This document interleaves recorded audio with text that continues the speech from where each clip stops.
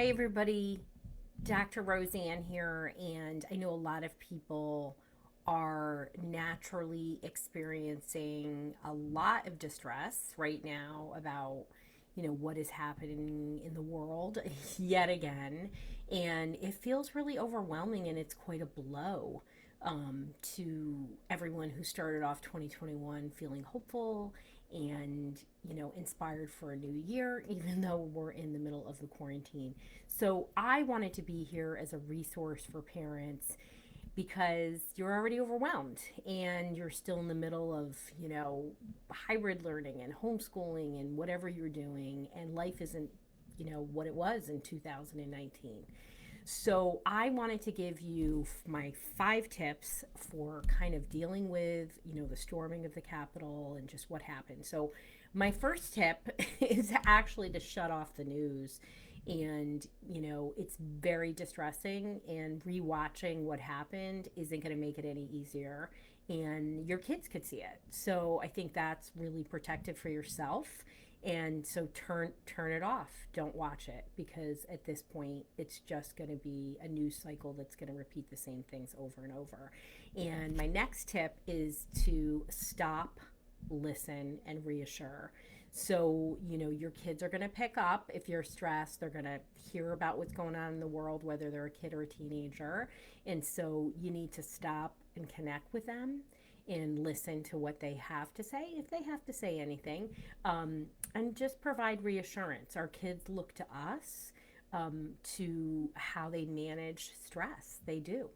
And then my third tip is always to use developmentally appropriate language. When you have a young kid, you're going to talk about one thing, school age kid, high schoolers, college age kids. And, when you're stopping and listening to them, asking them, like, are you worried?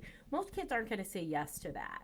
You could say things like, wow, how do you feel about what happened at the Capitol, if and ask questions. I think, really the larger question is, it's not as much, even though it was just a terrifying incident, it's not as much about the single incident, it's the compounded incident. So, a lot of families, if you're having open dialogues, you can be like, holy moly, yet again, we thought 2021 was going to be better, and look what happened. What do you think about that? And use as an opportunity, especially for teenagers. You want to talk about, you don't want to squash their ideas about, being activists and things like that, because it's so important and that they do that. I know when I was a teenager, certainly an activist. Hello, I'm still an activist.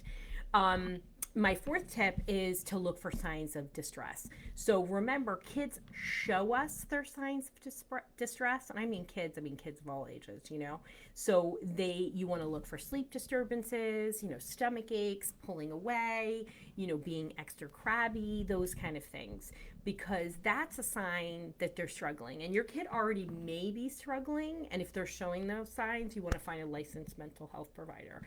And my fifth tip is take time for yourself. So, we're talking so much about self-care, and we're in January, and we it's a time of renewal and taking care of ourselves. I know most people think about dieting, but it's really about self-care, and that could be changing the way you eat, but it really should be about taking care of your mental health. And you can take as little as 10 minutes every day to power down, do breath work. You could, get onto YouTube and see my 478 video on how to do breath work. You can do meditation, you can do yoga, you can do biofeedback, you can do neurofeedback, gratitude journaling, prayer. These are all evidence-based approaches to calming the nervous system down, and it's really important that you do that. So take time for yourself, connect with your family. These are tough times, but we all will get through it together. And be kind to yourself and others.